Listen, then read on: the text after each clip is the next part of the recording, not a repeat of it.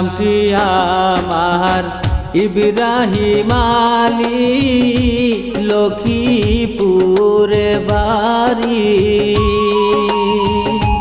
মাছ ধরিবার আইছি গো আমি, এই না নদীর